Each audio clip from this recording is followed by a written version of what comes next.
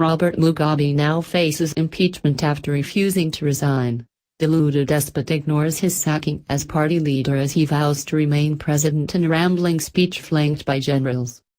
Zimbabwe President Robert Mugabe, 93, clung to power on Sunday night with a rambling speech in Harare.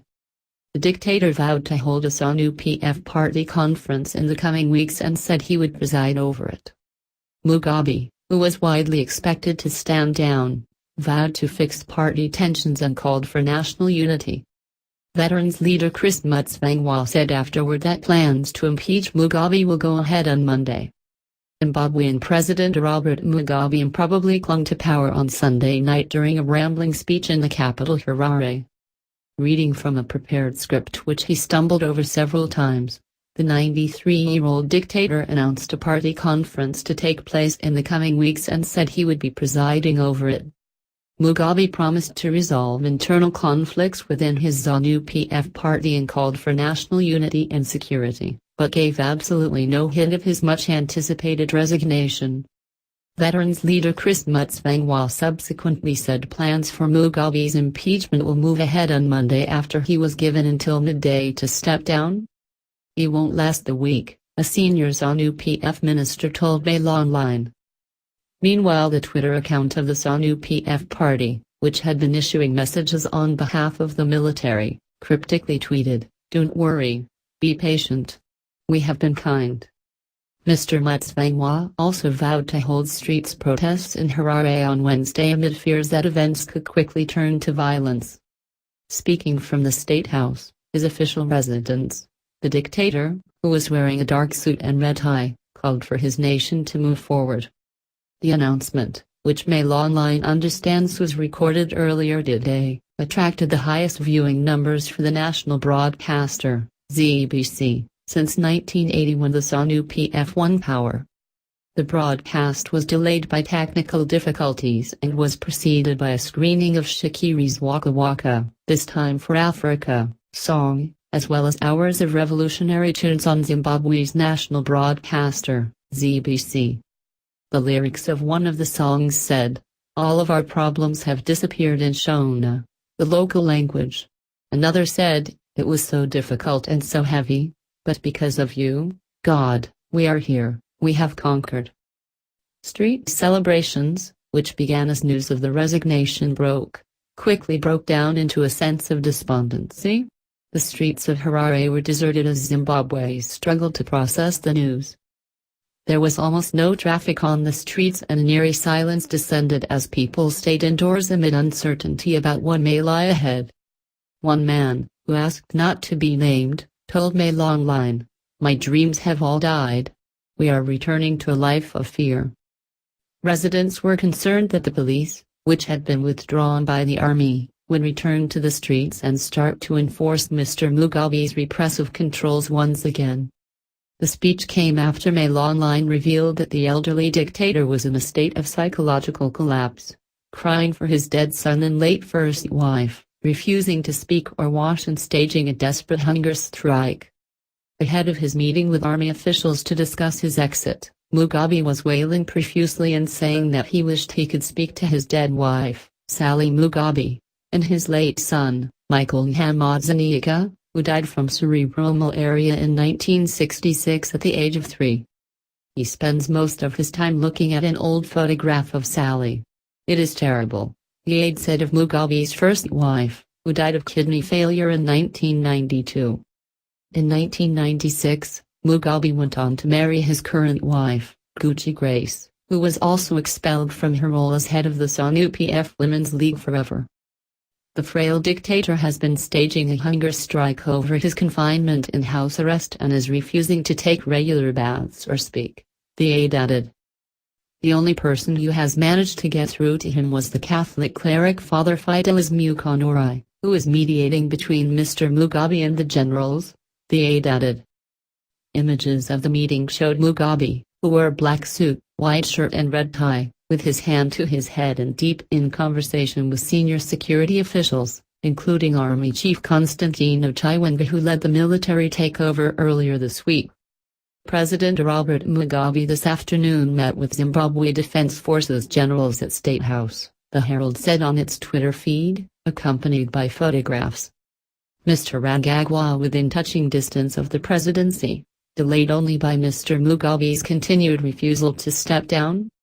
Following his resignation, Mugabe can live as an elder statesman in Zimbabwe, or travel to a country where he has property, including South Africa, Dubai or Singapore. While Mugabe has been removed from his role of ZANU-PF party leader, his title as Zimbabwean president remains. Impeaching the president is the next step when Parliament resumes Tuesday, and lawmakers will definitely put the process in motion, the main opposition's parliamentary chief whip told the Associated Press. Article 96 of Zimbabwe's constitution says that the president can resign if they submit a letter to the parliament speaker who must publicly announce it within 24 hours. Resignation would be the fastest, simplest and least risky way for Mugabe to leave power, but he has resisted calls to step down since the crisis began. During his first meeting on Thursday with the army general who led the military takeover, he bluntly refused to step aside. News of Mugabe's removal comes as Mail Online exclusively revealed that the elderly dictator had gone on hunger strike. One of his close family members confirmed that he was refusing to eat as a strategic ploy.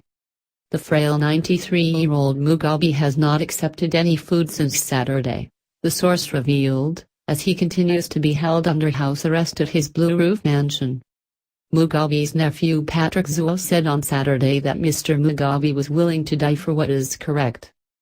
A ZANU-PF minister confirmed to Mail Online that Mr. Mugabe is also refusing to speak as part of his days-long protest.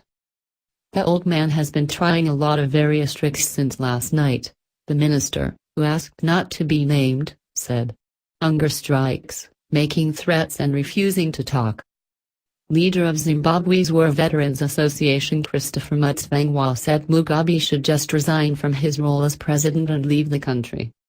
We are going all the way, Mutsvangwa, who has led the campaign to oust Zimbabwe's ruler of the last 37 years, said he's trying to bargain for a dignified exit but he should just smell the coffee. A day after huge crowds rallied peacefully in Harare for the 93-year-old Mugabe to go, members of ZANU-PF's Central Committee stood, cheered and began to sing as the process of recalling Mugabe began. Meeting chair Robert Mpofu referred to Mugabe as outgoing president. The meeting also was replacing Mugabe as party head with the vice president whose firing nearly 2 weeks ago led the military to step in, and recalling forever the unpopular First Lady as head of the Women's League. Mnangagwa, who was fired by Mugabe 2 weeks ago, is expected to lead a new government. Without the military's intervention, First Lady Grace Mugabe likely would have replaced him as vice president and been in a position to succeed her husband. One of Mnangagwa's top aides told Mail Online that Mugabe was like a bitter wife whose husband has filed divorce papers. Speaking outside the ZANU-PF committee meeting, he said, Mugabe is not a problem for us now. He has no power. We are divorcing him and he's getting zero alimony. The aide, who asked not to be named, added, whether he resigns today or tomorrow, he's finished. We engineered everything very well and it went very smoothly. Mr. Mnangagwa, who has just been appointed leader of ZANU-PF, is widely expected to become president when the 93-year-old Mr. Mugabe is finally deposed. The new leader's cousin, Lucky Kunene, told Mail Online that when power has been fully transferred, Zimbabwe will change from dictatorship to freedom. My cousin is feeling happy and satisfied that justice has been done, he said. He has always been ready to serve Zimbabwe but the people have not been ready to accept him. That has all changed now. He pointed out that Mr. Mnangagwa was the architect of Zimbabwe's security apparatus and judicial system that brought down crime levels. He is from the progressive side of ZANU-PF and this is what our country needs, the cousin said. He has lost elections twice and never questioned the result. He has shown that he respects democracy and the rule of law. Mr. Kunene added, my cousin places the economy first, not his own power. When he takes over, it will finally be the fulfillment of the people's wishes for black empowerment, economic prosperity and democracy. Mr. Mnangagwa's aide added, My only fear was that the fury of our people would be uncontrollable. But they were so magnanimous. We felt like taking over the old man's home and smashing it up, but instead we sang and danced. During Sunday's meeting, Chairman Albert Mpofu told the committee that they were meeting with a heavy heart because Mugabe had served the country and contributed many memorable achievements. But Mpofu said in his opening remarks that Mugabe's wife and close associates have taken advantage of his frail condition to loot national resources.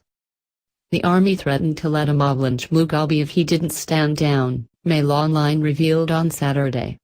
Now Mugabe has responded by rejecting all food. If he dies under military custody, even by natural causes, then the army will be held responsible by the international community, the family member, who asked not to be named, said. That is how the president is trying to put pressure on the army. The family member also said that Grace Mugabe was by her husband's side at the Blue Roof mansion yesterday, and is thought to still be there today. The meeting follows rumors that the dictator had fled the country after hundreds of thousands took to the streets to protest against his rule. Video footage from protests obtained exclusively by Mail Online showed angry crowds tearing down a huge billboard of Mugabe outside the headquarters of the ruling ZANU-PF party in central Harare. The footage shows dramatic scenes that would have been unthinkable just a few days ago. While Mugabe has been removed as party leader, his title as president of Zimbabwe remains. He can only be removed from his presidency through resignation or impeachment, launched through a constitutional process. What is left is just the technical detail of how he's going to leave, former Zimbabwean Finance Minister Tendai Biti told Sky News. Even if ZANU-PF does remove him, if they do have the power, which I doubt, that doesn't amount to removing him as president of the country. There has to be formal processes, either his own resignation or an impeachment. A Zimbabwean ruling party member said there could be prosecutions of members of a party faction close to Mugabe's wife. Lawmaker Emmanuel Fundir also said he thinks it is a fait accompli that recently fired Vice President Emerson Mnangagwa will be reinstated and chosen to lead Zimbabwe after Mugabe's expected resignation.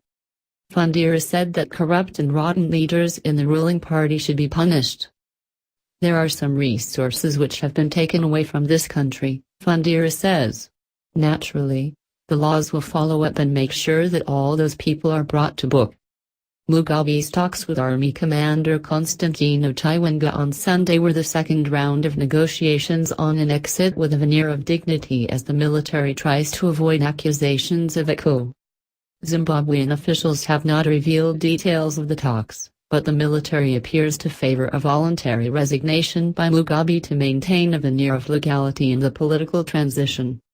Mugabe, in turn, could be using whatever leverage he has left to try to preserve his legacy as one of Africa's liberation leaders or even protect himself and his family from possible prosecution.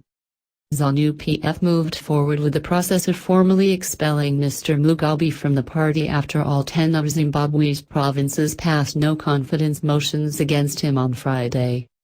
Sunday's talks did not appear to include the South African government delegation that took part in the first round. South Africa's president on Saturday said talks are in early days. The Southern African Regional Bloc will hold a four-country summit in Angola on Tuesday to discuss the Zimbabwe situation. Innocent Ghanese with the MDCT party said they had been in discussions with the ruling ZANU-PF party to act jointly. Ghanese said of the talks, if Mugabe is not gone by Tuesday, then as sure as the sun rises from the east, impeachment process will kick in. The MDCT has unsuccessfully tried to impeach Mugabe in the past, but now the ruling party has turned against him. Ahead of Sunday's meetings, the Youth League of ZANU-PF called for Mugabe to resign and take a rest as an elder statesman, while his wife, Grace, should be expelled from the party forever. Youth League leader Yukai Sembangavi praises the military for moving against what she describes as a group of criminals led by Grace Mugabe. It is unfortunate that the president allowed her to usurp executive authority from him, thereby destroying both the party and the government, Sembangavi said at ruling party headquarters on Sunday. The army has also brought intense pressure to bear upon the 93-year-old, threatening to stand aside and allow him to be lynched if he does not stand down soon, a senior politician told Mail Online. Mutsvangwa that he is concerned that the military could end up opening fire to protect Mugabe from protesters.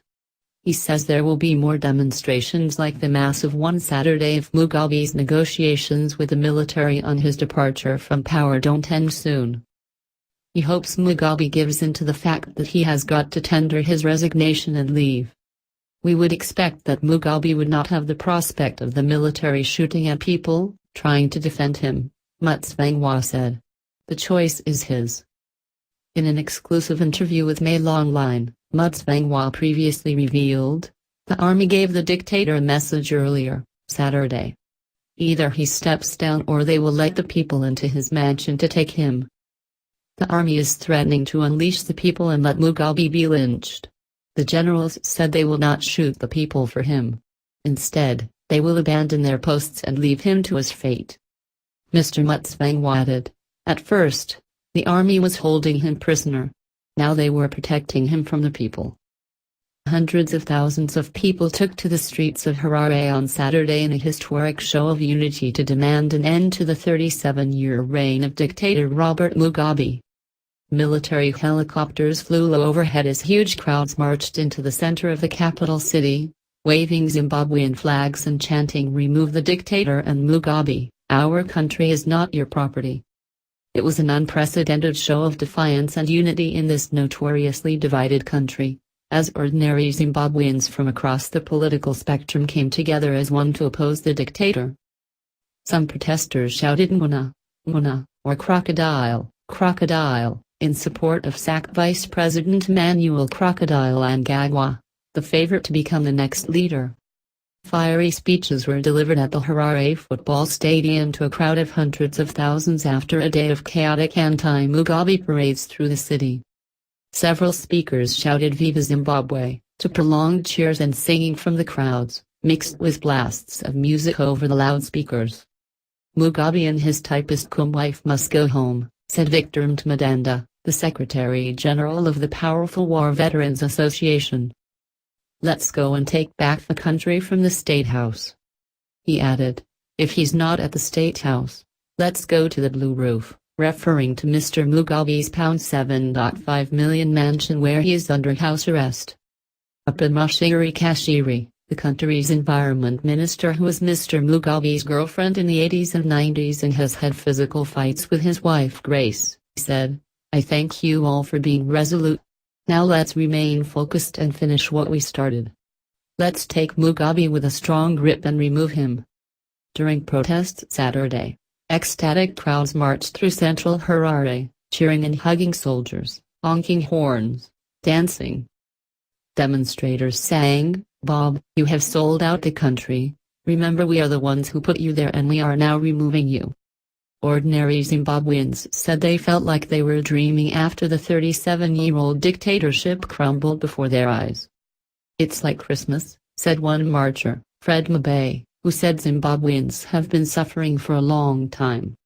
Saturday's protest represented a turning point for the southern African state, where for 4 decades the public criticism of Mr. Mugabe has been met with brutal punishment and even death. It came as Mr. Mugabe was given an ultimatum of 24 hours to resign by the powerful National Liberation War Veterans Association. In a press conference, a spokesman for the group mocked the elderly dictator, saying, Mugabe has no war background. He only came to the front once. The closest Mugabe ever was to the fighting was 400 kilometers away. During the dictator's rule, forced rallies were often staged to support him. By comparison, everybody attended Saturday's march of their own free will and there was not a single counter-protester coming out in support of Mr. Mugabe. There were fears that Saturday's event may degenerate into violence, as happened in 2013 when crowds went on the rampage in Harare after an opposition rally. The march began in a spirit of harmony, however, and the sense of liberation from the shackles of the dictator's secret police was tangible. Crowds gathered at football pitches close to the city center and marched towards Freedom Square, formerly known as the Robert Mugabe Square, where a number of political leaders from all parties were to address demonstrators. The historic rally was all the more remarkable for having been organized by Mr. Mugabe's own party, the ZANU-PF, which until Tuesday had treated the despot like a god. What you saw yesterday, it shows that the people have spoken, Mordecai Makor, 71, a retired teacher told AFP after attending a Sunday morning service at the Catholic Cathedral in central Harare. All we want is peace, a good life with a working economy that creates jobs for our people.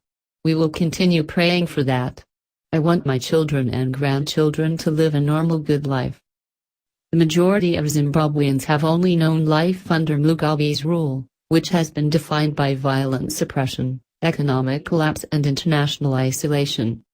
Sources suggest Mugabe has been battling to delay to his exit and to secure a deal guaranteeing future protection for him and his family. He attended a university graduation ceremony on Friday, in a show of defiance after the talks with General Constantino Chiwenga, who led the military power grab. The factional succession race that triggered Zimbabwe's sudden crisis was between party hardliner Mnangagwa, known as the Crocodile, and a group called Generation 40 or G40 because its members are generally younger, which campaigned for Grace's cause. She is very acceptable. Very much accepted by the people, Mugabe said of Grace in a faltering interview to mark his 93rd birthday last February. The president, who is fated in parts of Africa as the continent's last surviving liberation leader serving as a head of state, is in fragile health. But he previously said he would stand in elections next year that would see him remain in power until he was nearly 100 years old. He became prime minister on Zimbabwe's independence from Britain in 1980 and then president in 1987. Zimbabwe's economic output has halved since 2000 when many white-owned farms were seized, leaving the key agricultural sector in ruins.